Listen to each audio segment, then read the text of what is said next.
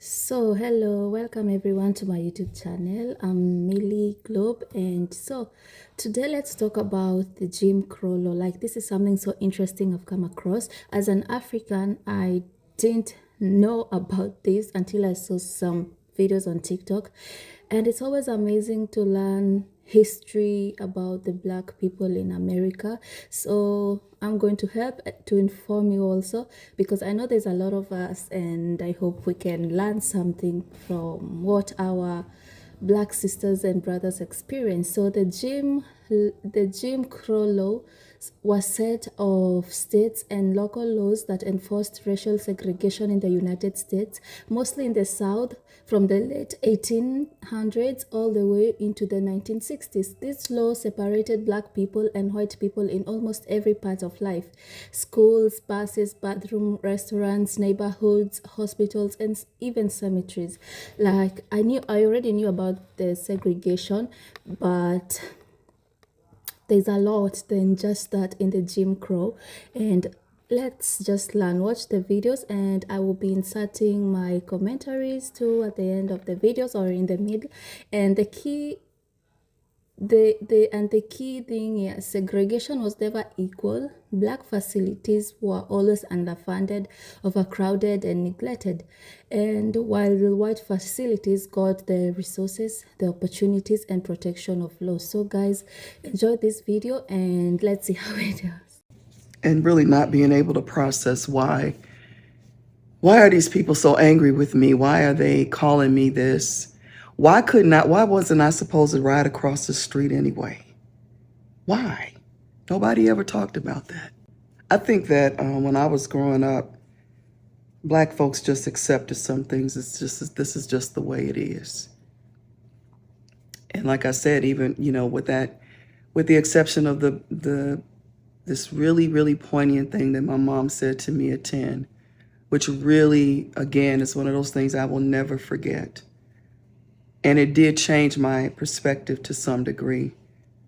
And of course, she followed it up with other things. She put me in charm school and, other things like that to try to help me. But yes, I think that if we hadn't been so afraid to talk about that, black folks were scared of white people. I mean, I grew up afraid of white people. I grew up feeling intimidated by white folks. I grew up not feeling like I was as good as they were. And if you hear a tinge of anger in my voice, I'm still mad as hell about that. Because I feel like maybe my ACT scores wouldn't have been as low as they were if I had felt like I had a chance or I was as good as they were. So yes, it should have been talked about. We should have been empowered. But it was the time. It was just the time. People were afraid. Why haven't black folks in the U.S. been able to accumulate wealth at the rate that other groups have? Through much of the 20th century, black folks who attempted to purchase a home were systematically denied bank loans through a practice called redlining. Redlining started in the 1930s in the U.S. Bank lenders would color code neighborhoods according to their perceived risk. Poorer areas that were predominantly black or Latino were colored red, meaning banks would not lend to anyone in those neighborhoods. The federal government's Homeowners Loan Corporation created these maps along with real estate agents and banks. This practice went on until 1968, until it was technically outlawed by the Fair Housing Act. The Community Reinvestment Act in 1977 helped too, but there are many indications that housing discrimination is alive and well today. It's estimated that many black families have lost out on $212,000 in increased property values over the last 40 years because their home is in a formerly redlined area. In part 3, I'll talk about how federal housing segregation policies legally prevented black people from buying homes in the suburbs. Two little black boys, 7 and 9 years old, arrested, beaten, and sentenced because a white girl kissed them on the cheek. That's not a metaphor. That's the kissing case. It's 1958 in Monroe, North Carolina.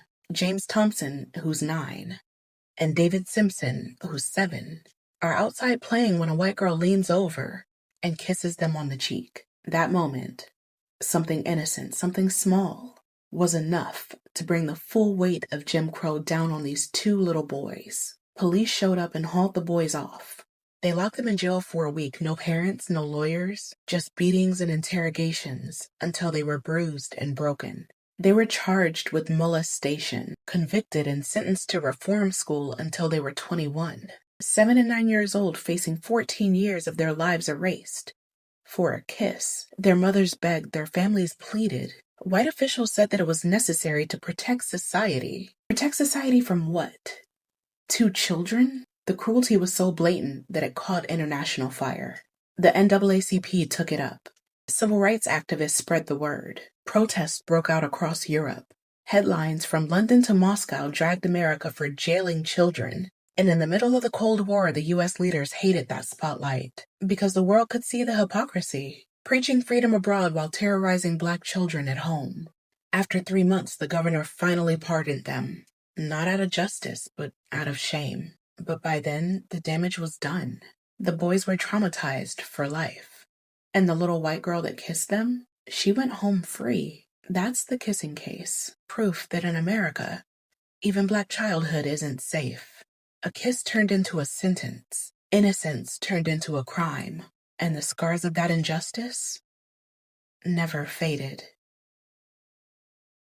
The immortal Jim Crow, growing up under the system that still haunts us today. Reason number one why I chose that title, I was the very first and only Black student in an all-white school.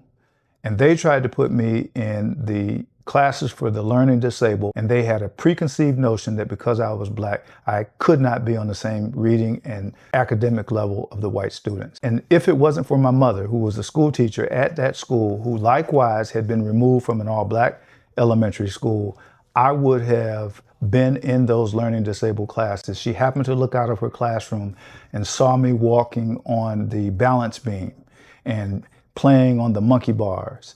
And she went to the principal and said, "Why is my son out there with the children who happen to be learning disabled?" And she says, "Well, we knew that he was behind because he came from an all-Black school." The only reason I was even at that school is because my mother had been removed from an all-Black school to that school as a result of her having superior ratings as a teacher. And what happened here in this community happened across the country. And what the school system did was it took the very best Black teachers and put them in white schools. And those teachers that had medium or low rankings were sent to the very worst schools in our community, white and Black. I was able to go to that school with my mother, who was my guardian angel, if you will. Had I not had her watching out for me, who knows what would have happened to me under the Jim Crow system of that time. Yeah, it's definitely not just slavery. It's Jim Crow too, because after slavery so-called ends, the Jim Crow era begins, and it does not conclude until 1968. And what you have to understand is the Jim Crow era, the civil rights movement, it ends in 1968. Why? Because Dr. King was assassinated. Do you understand what that means? That means that if Dr. King was not assassinated, there would have been efforts to maintain the system of Jim Crow apartheid. My parents lived through Jim Crow apartheid. My grandmother lived through Jim Crow apartheid. We are talking about a legacy. Hundreds of years of slavery, no payment. Jim Crow apartheid, no help from the government. And as the 80s, baby, we can then start talking about the war on drugs and how cocaine was purposely placed in our hood. So let's talk about who set these laws. Jim Crow laws were written and enforced by white lawmakers, judges, police officers, and local governments, almost entirely white men.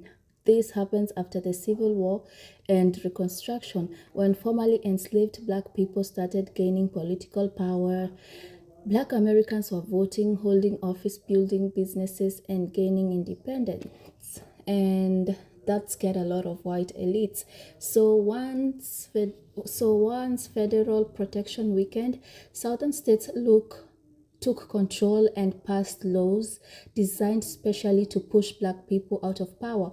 They used literacy tests, poll taxes, and intimidation to stop Black people from voting. And when Black voices were removed from politics, Jim Crow laws could be passed without resistance. So make no mistake, this wasn't accidental. It's strategic, and it's just I just don't understand. But I think our black sisters and brothers in America, they went through it.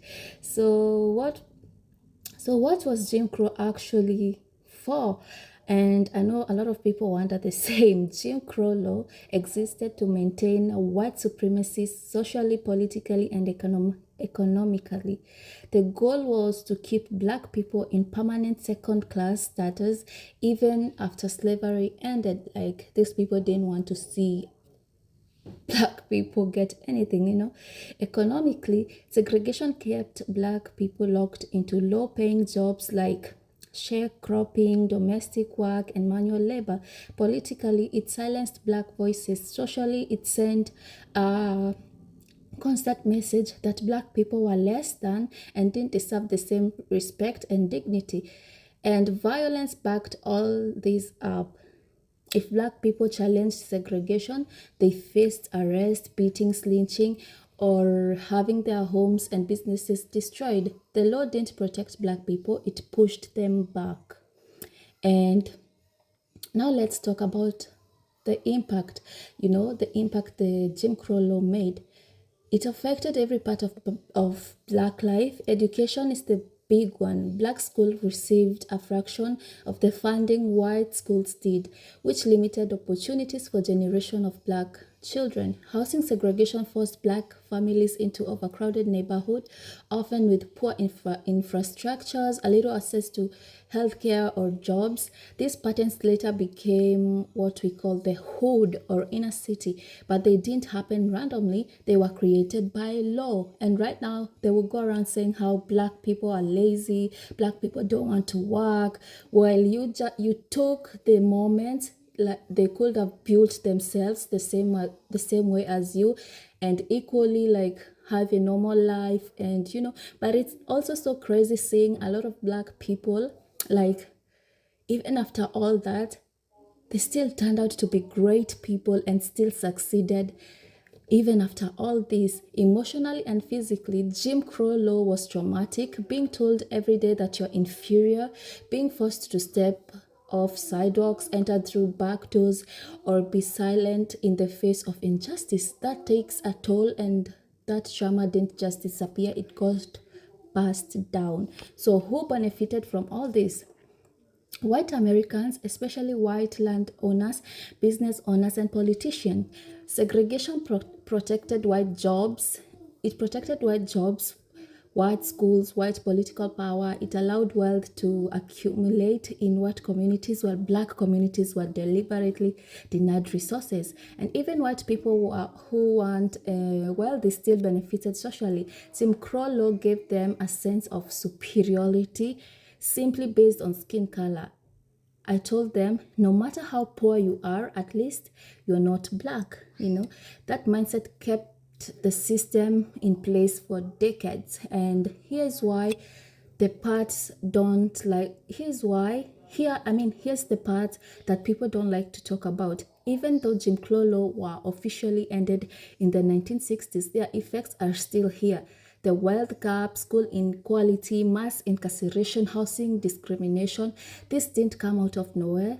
They are the legacy of the system that worked exactly as it was designed to. Understanding Jim Crow isn't about blaming people today for the past. It's about recognizing history that shaped the present and pretending otherwise. And pretending otherwise just keeps the cycle going. And yeah, Jim Crow law wasn't about separate but equal.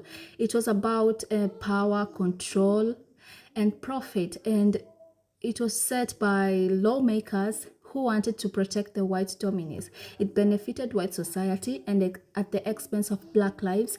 And the damage didn't even end when the signs came down. If we really want progress, we have to be honest about that. If this helped you understand things better, make sure to like, comment, and subscribe. Let me know what your thoughts are in the comment section, and I'll see you all in the next video. So thank you guys for watching this video, and yeah.